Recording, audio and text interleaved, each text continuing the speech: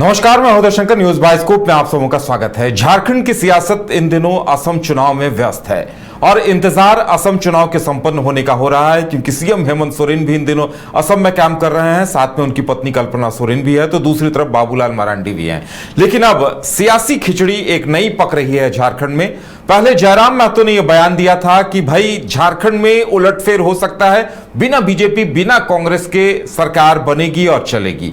तो इसके मायने साफ है कि कांग्रेस जो गठबंधन में है, कांग्रेस अलग होगी या कांग्रेस को अलग किया जाएगा, यानी जेएमएम अपने दम पर सरकार बनाएगी। तो अब यह फॉर्मूला कहीं ना कहीं जमीन पर आता दिख रहा है, क्योंकि एक दिन पहले सरयू राय ने भी धनबाद ने यह बयान दिया है कि जेएमएम अगर अपने बूते सरकार बनाती है तो वो भी बिना शर्त समर्थन देंगे। और अब अगर समीकरणों को देखा जाए तो झारखंड में सीधे सीधे जेएमएम के पास 34 विधायक हैं, आरजेडी के पास 4 विधायक हैं और माले के पास 2 विधायक हैं। इस तरह से यह आंकड़ा 40 का हो जाता है। उसके बाद जयराम और सरयू राय अगर समर्थन दे देते हैं सरकार को, तो यह बहुमत का आंकड़ा 42 पर आकर रुक जाता है। तो क्या वाकई में ऐसी कोई खिचड़ी अंदर ही अंदर पक रही है? हमारे साथ मदन है। मदन, देखिए, ये जो समीकरण है बिल्कुल सीधा और साफ है, क्योंकि कई बार यह कहा जाता है, गाहे बगाहे बात आती रहती है कि बिना बीजेपी बिना कांग्रेस के सरकार चलनी चाहिए और वो झारखंड की स्थानीय सरकार होगी जिसमें किसी राष्ट्रीय पार्टी का कोई रोल नहीं होगा। और अब देखिए, उस दिशा में पहले जयराम ने यह बात कही थी, अब सरयू राय कह रहे हैं कि अगर ऐसा होता है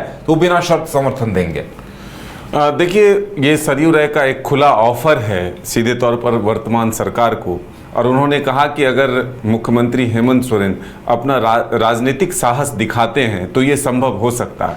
देखिए, जिस तरह से असम चुनाव के बीच कांग्रेस और जेएमएम के बीच तल्खियां सामने आई, एक दूसरे पर वार पलटवार होता हुआ दिखा, उससे पहले ये चर्चा शुरू होने लगी कि क्या बिहार में जिस तरह से इंडिया गठबंधन में फूट देखने को मिली, आरजेडी और कांग्रेस ने जेएमएम को वहाँ जगह नहीं दी, सीटों के बंटवारे में उनको एक जो डिमांड था उनका वो पूरा नहीं हुआ, तो क्या झारखंड में जो एक संकेत दिया था जेएमएम ने कि चुनाव बीत जाने के बाद एक समीक्षा होगी और आरजेडी पर झारखंड में एक समीक्षा के बाद निर्णय लिया जाएगा कि वो सरकार में रहेगी कि या नहीं। लेकिन फिलहाल देखिए तो वर्तमान में आरजेडी कोटे से मंत्री संजय यादव बने हुए हैं।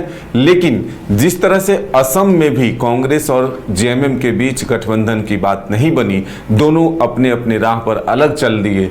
21 सीटों पर पहले उन्होंने उम्मीदवार उतारने का एक तरह से लिस्ट जारी किया, हालांकि 3 उम्मीदवार के नाम जो हैं वो रद्द हो गए। तो अब जो चुनावी मैदान में उम्मीदवार हैं जेएमएम के, उनके पक्ष में हेमंत सोरेन जी, कल्पना सोरेन और जेएमएम कोटे से मंत्री, विधायक और तमाम नेता जो हैं अपनी पूरी ताकत लगा रहे हैं कि वो चाय बागान के क्षेत्र में अपनी पकड़ मजबूत कर सके। लेकिन इस बीच सरयू राय ने जो ऑफर दिया है, इसकी एक समीक्षा और चर्चा शुरू हुई है, क्योंकि इससे पहले जो जेएलकेएम के सुप्रीमो और विधायक जयराम महतो हैं, उन्होंने भी बजट सत्र के दौरान कहा था कि जो तस्वीरें निकल कर आ रही है ये बताता है कि आने वाले दिनों में झारखंड में गैर बीजेपी सरकार नजर आएगी, यानी कि गैर कांग्रेस सी सरकार भी नजर आ सकती है।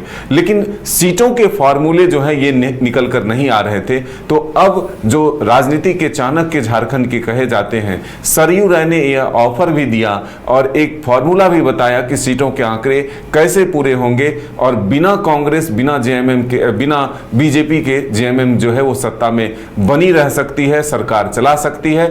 और ऐसा अगर साहस राजनीतिक दिखाते हैं हेमंत सोरेन जी, तो वो भी उनका साथ देंगे बिना किसी शर्त के। तो अब देखना होगा कि ये जो आंकड़े पहली बार सामने आया है, जिसमें जो एनडीए फोल्डर में रहते हुए भी बिना शर्त के समर्थन की बात अब सरयू राय ने जो कही है, इसके कितने प्रभाव पड़ते हैं? क्या इस फॉर्मूले पर काम हो सकता है झारखंड में? क्या हेमंत सोरेन जी यह निर्णय ले सकते हैं कि हम बिना कांग्रेस और बिना बीजेपी के सरकार में बरकरार रहें और मजबूत सरकार चलाएं राज्य में? तो ये देखने वाली बात है। मदन, देखिए, यहाँ पे और 2 बिंदु यहाँ पर खड़े हो रहे हैं कि देखिए, आरजेडी के 4 विधायकों को जेएमएम में आना पड़ेगा या फिर उन्हें बिना शर्त सरकार को समर्थन देना होगा, इस तरह से।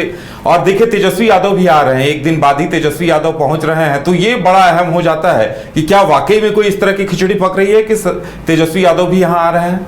देखिए एक बयान भी आपको देखने को मिल रहा होगा कि अब आरजेडी और कांग्रेस में भी आपसी टकराहट देखने को मिल रही है। जो पोरैयाहाट से विधायक हैं कांग्रेस के प्रदीप यादव, उन्होंने सीधे तौर पर आरोप लगाया है कि गोड्डा के कुछ घाटों से बालू का अवैध उठाव हो रहा है, जो कि संजय यादव मंत्री हैं आरजेडी कोटे से, उनके क्षेत्र का वो घाट है। और उसी पर उन्होंने कल बयान भी दिया है कि सिर्फ मेरे ही इलाके का जिक्र क्यों किया गया, अन्य भी कई जगह हैं, पोरैयाहाट है, महगामा है, और भी कई घाट हैं जहां से अवैध रूप से बालू की निकासी की जा रही है। तो ये कहीं ना कहीं आपसी टकराव और बिखराव दिख रहा है। अब ये फॉर्मूला कैसे तैयार होगा, जेएमएम कैसे सत्ता में बरकरार रह सकती है, ये आने वाला वक्त बताएगा। वो आंकड़े कैसे हासिल होगी, ये देखना होगा। चलिए, सब कुछ निर्भर जेएमएम पर करता है। जेएमएम की रणनीति क्या होती है, क्या जेएमएम इतना बड़ा कदम उठाएगी कि अपने बूते सरकार बनाए? क्योंकि अगर ऐसा जेएमएम करती है तो समीकरण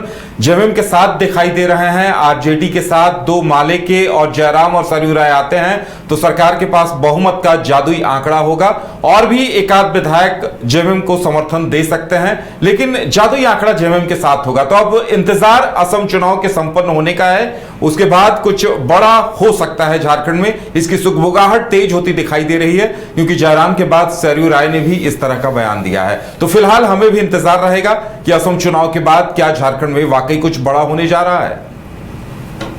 घर रहने का मकान भर नहीं, ये खुशियों की तिजोरी है। दरवाजे पर दस्तक देता पड़ोस, खिड़कियों से उमड़ आता आसमां, तारों में उलझी ऐसी ना जाने कितनी दास्तां। कहती हैं चले डायमंड सिटी, एक सफर हम सफर के साथ अपने घर तक। Diamond city, life long bonding, 500 से ज्यादा खुशहाल डायमंड परिवार। जल्दी करें, सिर्फ 200 फ्लैट बाकी। आज ही बुक करें अपना आशियाना।